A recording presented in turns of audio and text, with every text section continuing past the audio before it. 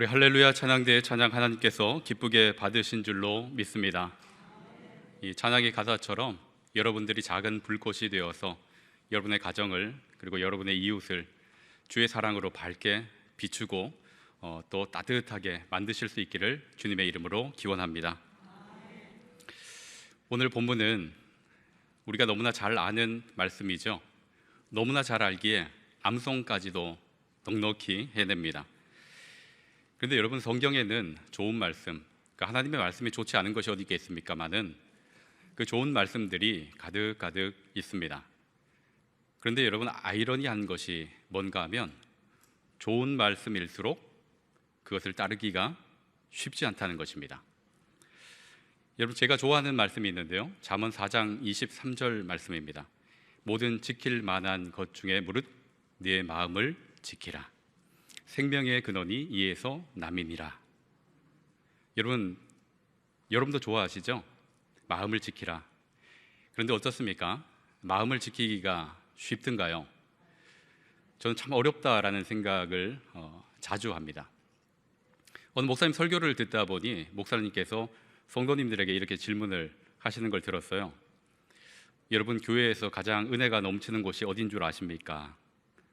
여러분, 교회에서 가장 은혜가 넘치는 곳이 어딜까요? 이미 답을 아시는 분도 계시는 것 같아요. 다들 이 예배당이라고 생각을 하실 것 같은데요, 그 목사님 그러더라고요. 주차장이래요. 주차장. 예배 드리면서 은혜를 잘 마음에 받아가지고 그만 주차장에서 혼잡하게 있다가 거기다 다 쏟아놓고 간다는 거죠. 이처럼 마음을 지키는 것이 쉽지 않은 거예요. 저도 종종 경험을 하는데요, 예배를 잘 드리고 목사님 말씀의 은혜를 받고 그리고 집에 들어가면 집이 전쟁터가 되어 있어요. 새 아이가 아주 자유분방하게 자신들의 의사를 표출해낸 것이죠. 그럴 때면 그 받았던 은혜가 한순간에 쏟아지기도 합니다. 이처럼 마음을 지킨다는 것이 쉽지 않습니다. 여러분, 예수님께서 하신 산상수훈의 말씀은 어떨까요? 훨씬 더 어렵지 않을까요? 원수를 사랑하며. 여러분, 비기독교인들도 인용하는 말씀이에요. 원수를 사랑하라. 원수를 사랑하며 너희를 박해하는 자를 위해서 무엇하라 하십니까? 기도하라. 여러분, 사랑하고 기도하는 것은 고사하고 복수하지 않는 것만 해도 다행 아닙니까? 이것이 우리가 살아가고 있는 현실입니다. 그러면 질문이 들어요. 왜 이렇게 말씀을 지키기가 어려울까요? 신앙생활 하시는 분들 중에, 신자 중에 하나님의 말씀을 지키고 싶어 하지 않는 분이 계실까요? 오늘 이 수요 예배 나오실 정도면 이 하나님의 말씀을 사모하고 그 말씀을 따라 살기를 갈망하고 있지 않습니까? 그래서 결단을 하죠. 그런데 작심삼일일 때가 많고 한순간에 마음이 무너져 내릴 때도 너무 많습니다. 여러분, 이처럼 이 말씀 왜 이렇게 지키기가 어려울까요? 무엇 때문에 그럴까요? 하나님과의 관계가 틀어졌기 때문입니다. 우리 마음, 이 마음이 하나님께로 향하지 않기 때문이라는 거죠. 믿음의 문제가 있는 것입니다. 자, 그런 맥락에서 보면 오늘 이 본문의 말씀도 매 한 가지입니다. 너무 좋은 말씀이에요.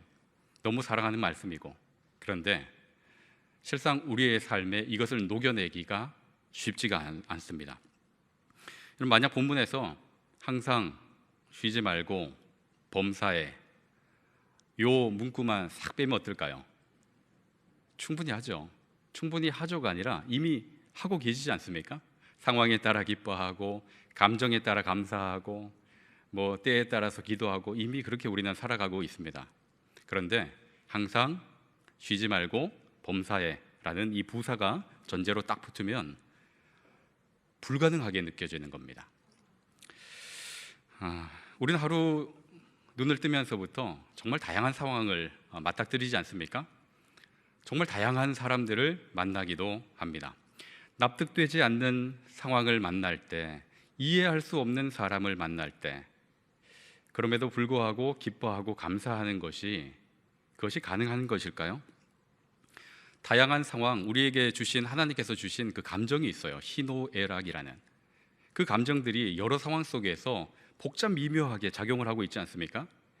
그런데 그것을 뛰어넘어서, 환경을 뛰어넘고 이 감정을 뛰어넘어서 기뻐하고 감사하는 것, 이것이 가능한가?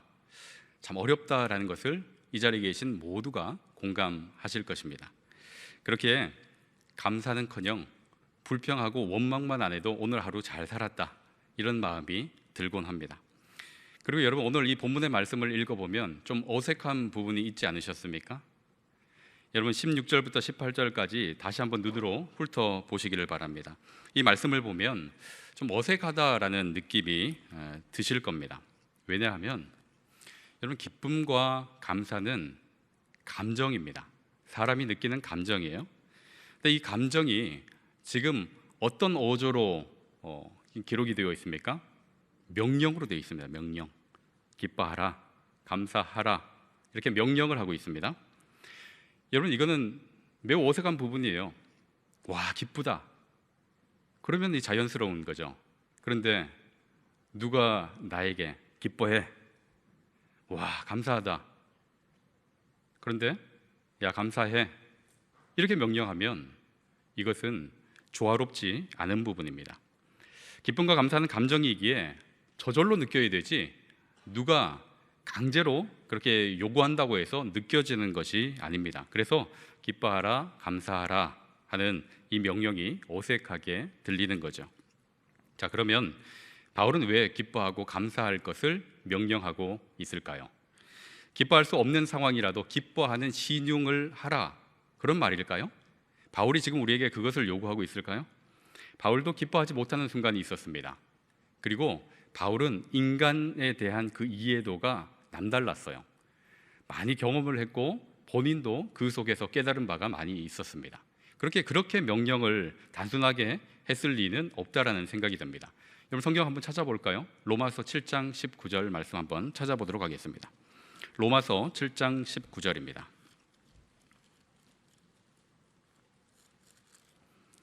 자, 로마서 7장 19절을 우리 같은 목소리로, 한 목소리로 읽도록 하겠습니다. 내가 원하는 바 선은 행하지 아니하고 도리어 원하지 아니한 바 악을 행하는도다. 바울이 지금 탄식하고 있는 겁니다. 선을 행하기를 원하는데 선을 행하지 않고 도리어 뭘 행한다 합니까? 악을 행하고 있다 그래요. 그래서 속으로 갈등하고 있는 거예요. 이 잠재적인 갈등이 있습니다. 그러면서 24절까지 쭉 따라오면은 뭐라고 탄식을 하는가 하면 오호라 나는 공고한 사람이로다 그래요. 바울이 얼마나 이 인간에 대해서 이해하고 있는가를 보여주는 대목입니다. 마음으로는 하나님의 법을 따르기를 원하지만 육신으로는 죄의 법을 섬긴다, 이렇게 고백을 하고 있습니다. 이처럼 바울은 이 믿음과 현실 사이의 그 간격이 어떠한가를 너무 잘 알고 있었습니다. 그렇기에 바울이 지금 우리에게 가식이나 위선 따위를 요구할 리는 없을 겁니다. 기독교 이 신앙은 행위가 아니라 마음으로부터 시작되는 것입니다. 그런데도 바울이 이렇게 명령을 하고 있다면 분명한 이유가 있겠죠. 여러분, 그 이유가 뭘까요? 18절에 보시면 그 이유를 찾아볼 수 있습니다. 우리 데살로니가전서 5장 18절 말씀을 한번 보세요. 범사에 감사하라, 이것이 그리스도 예수 안에서 너희를 향하신 하나님의 뜻이니라. 이렇게 명령하는 이유가 바울의 뜻이 아니라 누구의 뜻이랍니까? 하나님의 뜻이래요. 하나님의 뜻이냐. 자, 하나님의 뜻이다. 항상 기뻐하고 쉬지 말고 기도하고 범사에 감사하라. 이것이 하나님의 뜻이다. 자, 이 말씀을 들으면 여러분은 어떻게 이 말씀을 받아들이십니까? 하나님의 뜻이니까, 하나님이 그렇게 원하시니까 기뻐해야지, 감사해야지. 감사하지 못할 만한 상황에 있어도 나는 감사해야 돼. 왜냐? 하나님의 뜻이니까. 여러분, 이렇게 받아들이십니까? 마치 자신이 노력하거나 애를 써서 그것을 이룰 수 있다, 또는 결단으로 만들어낼 수 있다라고 때로 착각을 하면서 작심을 할 때가 있어요. 수요 예배를 나오실 정도면 이 본문으로 설교를 많이 들으셨겠죠. 그리고 설교 듣는 것뿐 아니라 이미 이 본문을 통해서 많이 묵상하고 또 암송하고 또 평소에 상기하고 그렇지 않습니까? 그런데 여러분, 어떻습니까? 항상 기뻐하는 것이 여러분 되십니까? 여러분, 범사에 감사하는 것이 여러분 잘 되시던가요? 아무도 답을 안 하시는데요. 이미 우리는 다 알고 있지 않습니까? 설교를 통해서 감사해야 됩니다. 기뻐해야 됩니다. 쉬지 말고 기도해야 됩니다. 수도 없이 들었지 않습니까? 그리고 수없이 결단을 했죠. 그런데 잘 안 되더라는 거예요. 항상 기뻐하는 것이 안 되더라는 것입니다. 이게 우리의 고민이죠. 18절 다시 보시면 이것이 그리스도 예수 안에서 너희를 향하신 하나님의 뜻이니라 그랬어요. 그런데 하나님의 뜻이니라 할 때 이 뜻을 영어 성경에서는 will이라는 단어를 사용하고 있어요. 이 will이라는 단어는 의지라는 뜻입니다. 그러니까 달리 이야기하면 하나님의 뜻이니라 하는 이것이 하나님의 의지니라 이렇게 번역을 할 수가 있겠죠. 그러니까 하나님께서 그렇게 하시겠다는 지금 의지 표명을 하고 있는 것입니다. 그러니까 이것이 인간 노력 여하에 따라서 되고 안 되고가 아니라 하나님께서 그렇게 하시겠다 하는 것을 우리에게 지금 말씀하고 계시는 거예요. 자, 그렇다면 하나님께서는 그 의지를 언제 실현하시는가? 하나님, 제가 신앙생활을 벌써 40년을 했어요. 그런데 어찌 그 의지가 저의 삶에 들어오질 않습니까? 이런 마음이 드시죠? 18절 다시 보시면 그 안에 언제 하나님께서 그 의지를 발동하시는가, 언제 그 뜻이 이루어지는가를 담고 있습니다. 18절 다시 한번 같이 읽어보겠습니다. 범사에 감사하라. 이것이 그리스도 예수 안에서 너희를 향하신 하나님의 뜻이니라. 아멘. 이것이 어디 안에서요? 그리스도 예수 안에서. 이 부분을 간과하시면 안 되죠. 이 부분이 가장 중요하다라는 생각이 듭니다. 그리스도 예수 안에서 하나님의 뜻을 이루시겠다 하는 겁니다. 여러분, 이와 같은 말씀이 성경 곳곳에 있는데요. 우리 한 구절 찾아보면 좋겠습니다. 빌립보서 4장 4절 말씀 한번 찾아보시겠습니다. 빌립보서 앞으로 몇 장 더 가셨어요? 빌립보서 4장 4절입니다. 신약성경 321면, 322면 정도에 있습니다. 우리 빌립보서 4장 4절 말씀 같이 한번 읽어보도록 하겠습니다. 주 안에서 항상 기뻐하라. 내가 다시 말하노니 기뻐하라. 바울이 로마 감옥에서 지금 빌립보 교회 성도들을 향해서 이 서신을 보내고 있죠. 그 서신 안에 담겨져 있는 내용입니다. 항상 기뻐하라. 내가 다시 말하노니 기뻐하라. 그런데 그 앞에 전제가 하나 붙어 있습니다. 어디 안에서요? 주 안에서요. 주 안에서. 기뻐하라 하는데 그 기쁨이 어떻게 가능한가? 주 안에서 가능하다 하는 것을 말씀하고 있습니다. 항상 기뻐하는 것이 불가능한 것이 아니라 주 안에 있으면 가능하다는 거예요. 자, 한번 생각해 볼까요? 자, 우리가 일상생활 속에서 기뻐하지 못하고 감사하지 못하는 이유가 뭘까요? 뭐 일일이 다 나열할 수 없을 정도로 많지 않겠습니까? 너무 많습니다. 감사하지 못할 상황, 또 기뻐하지 못할 상황. 그러면 정말 상황과 환경 때문에 우리가 기뻐하지 못하고 감사하지 못할까요? 여러분, 똑같은 상황을 만나도 어떤 이는 불평하지만 어떤 이는 그것을 통해서 감사를 하는 이도 있습니다. 상황과 환경이 기쁨과 감사를 좌우하는 것이 아니에요. 그럼 뭐가 문제인가? 내 마음이 문제라는 거죠. 내 생각대로 일이 되지 않고 내 마음대로 되지 않기 때문에 기쁨이 사라지고 감사가 사라지는 것 아니겠습니까? 자, 문제는 주 안에 머물지 않는 누구에게 있습니까? 나에게 있는 거예요. 나에게. 주 안에 머물지 않는 나에게. 자, 그럼 이제 중요한 질문이 하나 생깁니다. 그러면 주 안에 있는 건 뭐예요? 주 안에 있으면 된다는데 주 안에 있는다라는 말의 의미가 뭘까요? 여러분, 주 안에 있는다는 것이 여러분 어떻게 해석이 되십니까? 여러분, 주 안에 있는다는 것은 주님께 자신의 삶을 온전히 맡겨 드린다는 것입니다. 더 이상 내 삶을 내가 내 뜻대로 주장하지 않겠다 하는 신앙 고백이에요.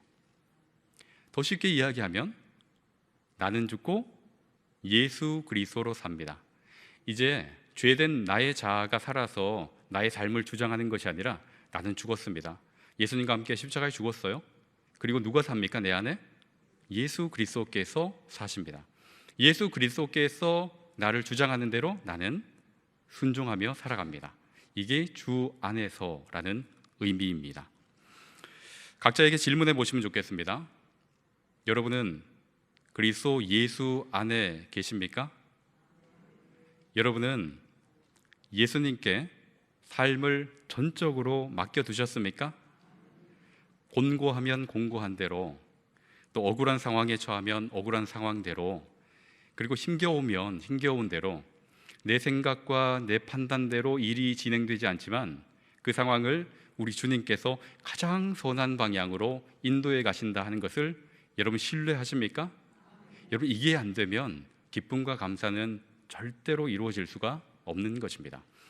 오직 주 안에서만 이것이 이루어질 수 있습니다. 이 명령은 여러분, 환경의 문제, 우리 의지적인 문제가 아니라 믿음의 문제입니다. 지금 이 말씀은 결단하라, 작심하라, 이것을 우리에게 요구하는 것이 아니라 믿고 있느냐, 이것을 우리에게 질문하고 있는 겁니다. 여러분, 이것이 환경적 문제가 아니라는 것을 한번 확인해 볼까요? 사도행전 5장 40절 한번 찾아보도록 하겠습니다. 사도행전 5장 40절입니다. 대략 195면 정도에 있습니다. 사도행전 5장 40절 찾으면서 한번 들어보셔요. 자, 사도행전에서 베드로와 요한이 부활하신 예수님을 만난 이후에 예수님께 승천하시고 그들이 예수 그리스도를 증거하기 시작했습니다.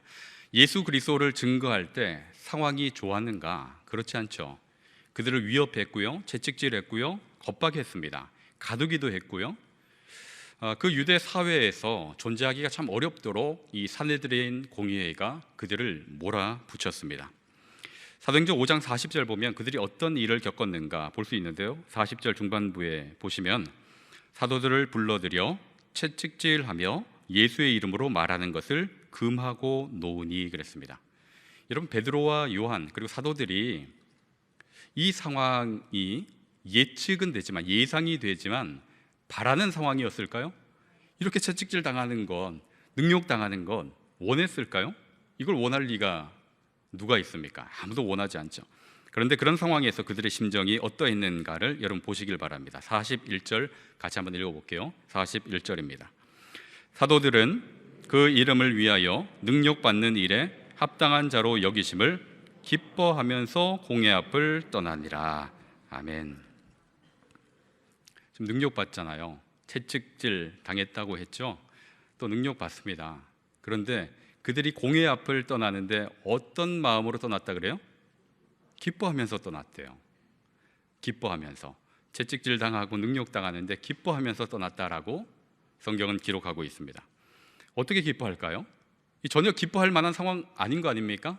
모르는 사람이 옆에서 보면 야, 저거 채찍 맞더니 정신이 나갔다 이야기하지 않겠습니까?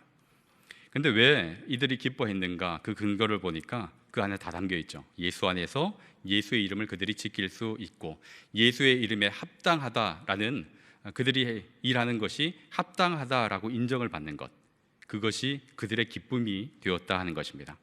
채찍질을 당해도요, 능욕을 당해도요, 모욕을 당해도 그들의 기쁨을 빼앗을 수가 없습니다. 왜냐하면 예수 안에서 그것이 이루어지기 때문입니다. 여러분, 이처럼 예수 안에 있으면 환경을 뛰어넘어 여러분 기뻐하고 감사할 수 있는 줄로 믿으실 수 있기를 바랍니다. 여러분, 잘 공감이 안 되시죠? 이 부분까지는 우리 실제 삶으로 한번 적용을 해볼까요? 이 자리에 우리 부모님들이 다 계시죠. 요즘 이 젊은 세대의 부모가 아니라 우리 앉아 계시는 우리 부모님 세대는 다 이런 공감을 하실 것 같습니다. 우리 부모님들 다 그렇지 않습니까?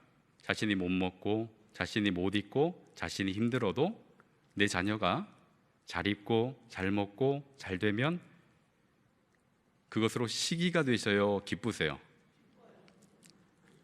질투난다 이런 사람 없죠? 나는 힘들어도 나의 힘듦을 통해서 내 자녀가 잘 될 수 있다면 기쁘다 그러죠. 여러분, 자녀가 아플 때 어떤 마음 드십니까? 내가 대신 아팠으면 좋겠다, 그 마음 아닙니까? 저 어린 건 눈에 넣어도 아프지 않은 내 아이가 아프다 하면 내가 차라리 대신 아팠으면 좋겠다. 내가 대신 아픔으로 저 아이가 건강해지고 밝게 뛰놀 수 있다면 나는 아파도 기쁘고 행복하다. 여러분 공감하십니까? 다 그 마음으로 자녀들 키워오지 않으셨습니까? 나는 힘들죠. 환경이 어때요? 물리적인 환경과 실제 우리가 경험하는 건 힘들고 고되고 아프고, 그래도 그것을 통해서 자녀가 잘 되면 그걸로 충분하다, 기쁘다. 이와 마찬가지로 우리가 예수 안에서 나는 죽고 예수로 삽니다, 이런 믿음의 고백으로 따라갈 때 예수님의 이름이 높아지고 예수님의 이름이 증거가 되면, 그러면 나는 핍박을 당하고 고난을 당해도 그 속에서 기뻐할 수 있습니다. 바울의 신앙 고백이 바로 그것 아니겠습니까? 바울이 핍박을 당하고 파선을 하고 채찍질 당하고 돌에 맞고, 그래도 그가 그 안에서 기뻐하다라고 고백할 수 있는 것은 바로 자신이 예수 그리스도 안에 머물렀기 때문입니다. 여러분, 현실이 문제가 아니에요. 상황과 환경이 문제가 아니에요. 내가 지금 어디 안에 있는가가 문제인 것입니다. 자, 이제 우리의 삶을 한번 들여다보기를 원합니다. 여러분 언제 기쁘세요? 여러분 언제 감사하십니까? 여러분의 기쁨과 감사, 그리고 여러분이 기도하실 때는 어떤 때입니까? 그 근거가 무엇인지를 우리는 진지하게 찾아봐야 할 겁니다.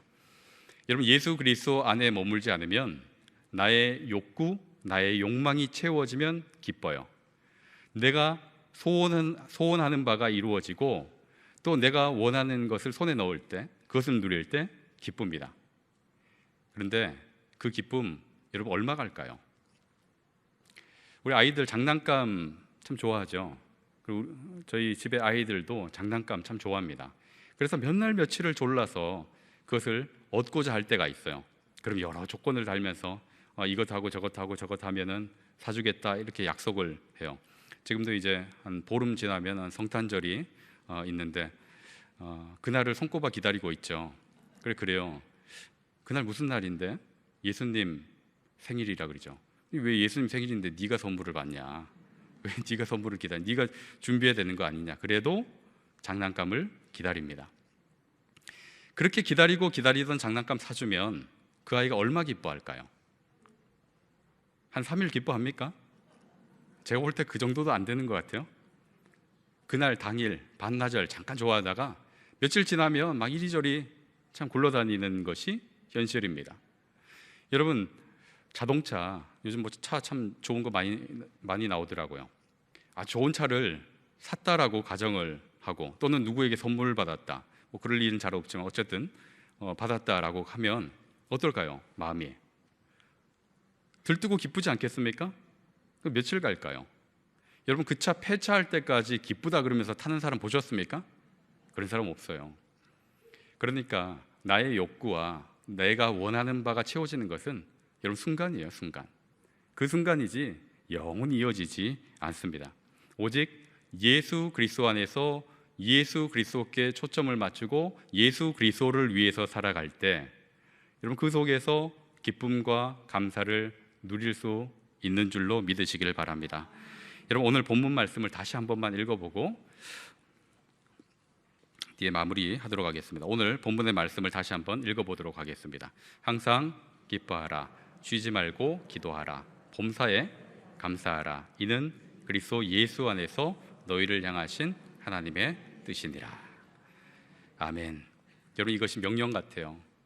명령 같은데 저는 이 말씀을 준비하면서 곰곰이 읽고 또 읽고 하는데 이 명령이 저에게는 질문처럼 다가왔습니다. 너는 그리스도 예수 안에 있느냐? 이 말씀을 준비하는 동안에도 기뻐하지 못할 상황, 그리고 마음에 들지 않는 그런 환경이 있죠. 그런데 이 말씀을 준비하면서 저에게 주님께서 물어오시는 것은 너는 그리스도 예수 안에 있느냐라는 것이었습니다. 여러분, 절망적인 상황을 만나요. 그리고 이해되지 않고 납득할 수 없는 그런 환경을 맞닥뜨릴 때가 분명히 있습니다. 올 한 해 지나오시면서 여러분 몇 날 기쁘셨습니까? 오히려 근심한 날이 훨씬 더 많지 않으십니까? 그럴 때 우리 하나님께서 질문해 오실 겁니다. 그리스도 예수 안에 있느냐? 여러분 이 질문에 바르게 답을 한번 해보실 수 있기를 바랍니다. 환경과 상황과 문제, 그것이 문제가 아니죠. 내가 그리스도 예수 안에 있느냐 없느냐의 문제입니다. 예수 그리스도를 나의 구주로 고백하고 나는 죽고 예수로 삽니다라는 믿음의 고백이 있느냐 없느냐의 문제라는 것입니다. 그럼 마지막으로 24절, 오늘 본문은 아닌데요, 마지막 24절 한번 읽어볼까요? 너희를 부르신 이는 미쁘시니 그가 또한 이루시리라. 너희를 부르시는 이는, 우리를 부르시는 이는 어떠하시답니까? 미쁘시대요. 여러분 미쁘신 게 뭘까요? 신실하시다, 믿을만하다, 신실하시다, 이런 의미예요. 우리 하나님은 신실하십니다. 그리고 그렇게 신실하신 분이 어떻게 하신대요? 그가 또한 이루시리라. 여러분 신실하신 하나님께서 반드시 그 하나님의 뜻을, 하나님의 의지를 이루실 줄로 믿습니다. 여러분 하나님 안에 실패는 없습니다. 여러분 그렇게 믿으십니까? 성경이 그것을 증거하고 있습니다.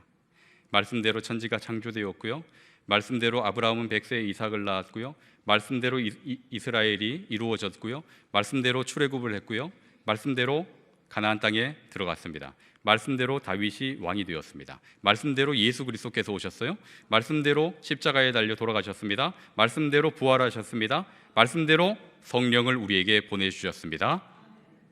믿으십니까? 성경은 충분히 우리에게 증거를 보여주고 있습니다. 말씀이 있었고 성취가 있다. 물론 아직 이루어지지 않은 성취가 있습니다. 이쯤 되면 하나님의 뜻대로 이루어진다 하는 것을 믿으셔야 되겠죠.